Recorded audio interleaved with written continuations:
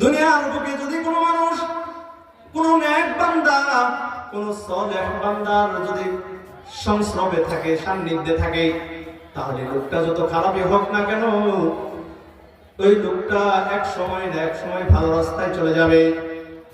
কোন একটা খারাপ লোক যদি 5 ওয়াক্ত নামাজি বান্দার সাথে চলে এবং ওই ব্যক্তির সাথে সাথে যদি নামাজ পড়ে, এক সময় না এক সময় দেখা যাবে এই খারাপ লোকটাও সমাজের সব থেকে ভালো মানুষের রূপান্তরিত হয়ে গেছে। ঠিক তেমনই ভাবে যদি কোনো ব্যক্তি একদম সমাজের সব থেকে উপর লেভেলের ভালো, এই ব্যক্তিটাও যদি একটা মদখোর, একটা জুয়াখোর, একটা গাঁজাখোর ব্যক্তির সাথে চলাফেরা করে, রাত দিন 24 ঘন্টার মধ্যে অনেক সময়, অধিকাংশ সময় ওই মদখোর, জুয়াখোর এর ব্যক্তির সাথে সে যদি ঘুরে, তাহলে যেমন ভাবে ওই ভালো ব্যক্তিটাও এক সময় না এক সময় ক্ষতিগ্রস্ত হয়ে যাবে। তেমনি ভাবে যদি কোনো একটি খারাপ ব্যক্তি, একদম নিকৃষ্টতম ব্যক্তি, একটা ভালো ব্যক্তি আমলে সালেহকারী, সালেহ মানুষদের সাথে, জান্নাতি মানুষদের সাথে যদি চলে, তাহলে এই ব্যক্তিটাও এক সময় আল্লাহ তাআলার রহমতে এই ব্যক্তিটাও এক সময় খারাপ থেকে ভালো হয়ে জান্নাতি ব্যক্তি হয়ে দুনিয়া থেকে চলে যেতে পারে। আল্লাহ তাআলা এই ব্যাপারে তার সবথেকে প্রিয় নবী হযরত মূসা আলাইহিস সালামকে সম্বোধন করে বলেন, ফালা ইয়াসুদ্দান্নাকা আনহা মান লা ইউমিনু বিহা ওয়া তাত্তাবি'ু হাওয়া ফাতারদা। হে আল্লাহর নবী, হে মূসা, আপনি এমন লোকের অনুসরণ করবেন না যারা প্রবৃত্তির উপর অনুসরণ করে, যারা প্রবৃত্তির অনুসরণ করে, নিজের খাহেশের অনুসরণ করে, তাদের সাথে আপনি চলবেন না। এমন না হয় ফাতারদা, এমন যেন না হয় যে আপনাকে প্রত্যাখ্যান করা হবে। আল্লাহ তাআলা বলেন, আমাদের নবী হযরত মুহাম্মদ মুস্তাফা সাল্লাল্লাহু আলাইহি ওয়াসাল্লামকে আল্লাহ তাআলা লক্ষ্য করে বলেন, ফাস্তাকিম কামা উমিরতা ওয়া মান তাবা মাআকা। হে নবী, আপনি এবং আপনার সাথে যারা অনুসরণ করে, ফাস্তাকিম, আপনি তার উপর যথেষ্ট হয়ে থাকুন, এবং আপনি যে রাস্তার উপর আছেন, হেদায়েতের উপর আছেন, এবং যারা তওবা করে তাদের সাথে টিকে থাকেন, ফাস্তাকিম, তাদের উপর আপনি ভিত্তি করে থাকেন, তাদের উপর আপনি টিকে থাকেন। কারণ হলো যে ব্যক্তি আল্লাহ তাআলার দরবারে গুনাহ থেকে মুক্ত হয়, গুনাহ থেকে তওবা করে, আল্লাহ তাআলা তাদেরকে maaf করে দেন। আল্লাহ তাআলা বলেন, ইন্নাল্লাহা ইউহিব্বুত তাওয়াবিন ওয়া মুতাতাহহিরিন। নিশ্চয়ই আল্লাহ তাআলা তওবাকারীদেরকে ভালোবাসেন। যে ব্যক্তি গুনাহ করে, গুনাহ করার পরে আল্লাহ তাআলার কাছে মাফ চায়, তওবা করে, আল্লাহ তাআলা ওই ব্যক্তিকে মাফ করে দেয়। এখন আমাদের সমাজে সবচেয়ে বড় একটা রোগ হলো নিজের জবানকে হেফাজত না করা, নিজের জবানকে হেফাজত না করা। যেমন আমরা যখন চার দোকানে বসি, চা স্টলে বসি, এক এক সময় এক একজনের গীবত করি।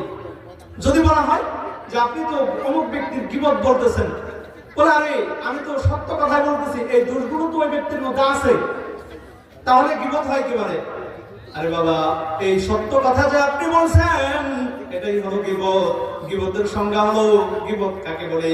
গীবত হলো এমন একটা ব্যক্তির ব্যাপারে আপনি এমন কথা বলতেছেন, যদিও ওই ব্যক্তি এই কাজগুলো করে থাকে, ওই ব্যক্তির অসম্মুখে আপনি ওই ব্যক্তির আড়ালে যদি এমন কোনো কথা বলেন, যে কথাগুলো ওই ব্যক্তি যদি শুনে, ওই ব্যক্তি শোনার কারণে তার মনের মধ্যে কষ্ট পাবে, তার মনের মধ্যে আঘাত পাবে, তার মনে মনে বলবে, আহারে অমুক ব্যক্তি আমার ব্যাপারে এরকম একটা কথা বললো, এমন যদি মনে হয় যে এই কথাগুলো যদি ওই ব্যক্তি শুনে, তাহলে সে মন খারাপ করবে। এই কথাগুলোই হলো গীবত।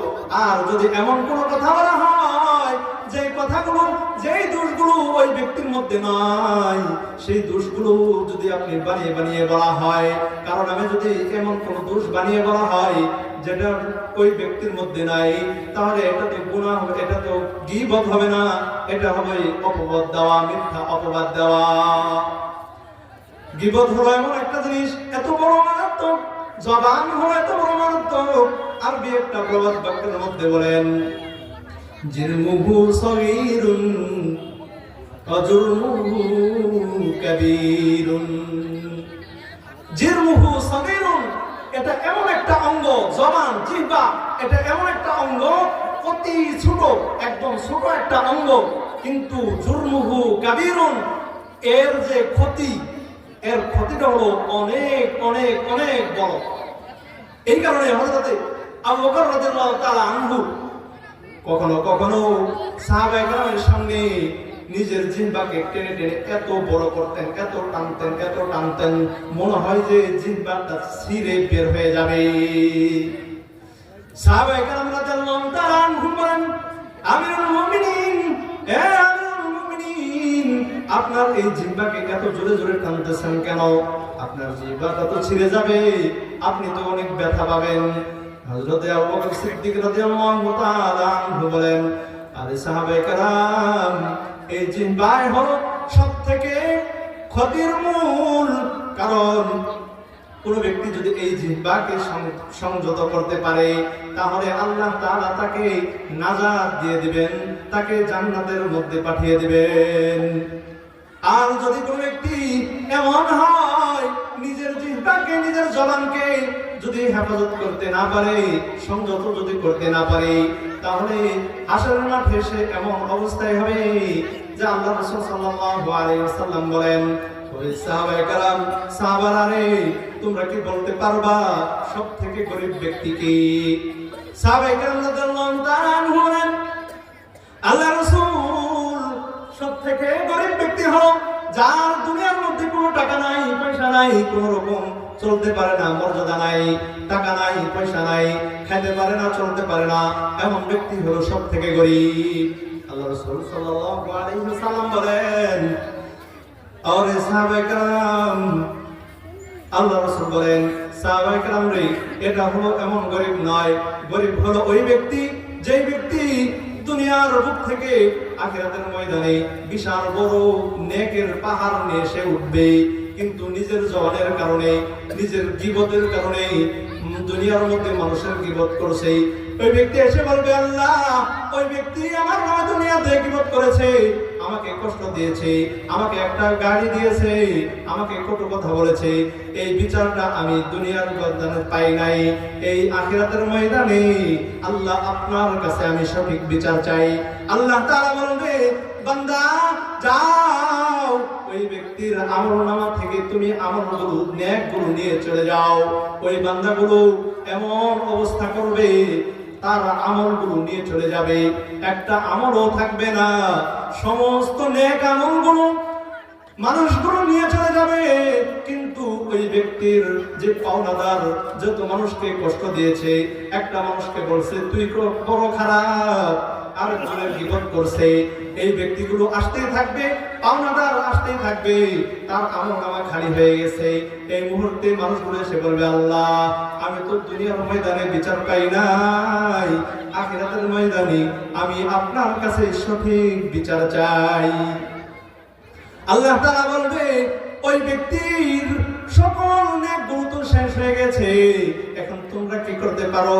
আল্লাহ তাআলাকে এই ব্যক্তিগুলো বলবে, আল্লাহ, আমাদের আমলনামায় যতগুলো গুনাহ আছে, আমার সারা জীবনের গুনাহগুলো ওই ব্যক্তির আমলনামায় দিয়ে দেন, দিয়ে দিয়ে আমাকে আপনি মাফ করে দেন।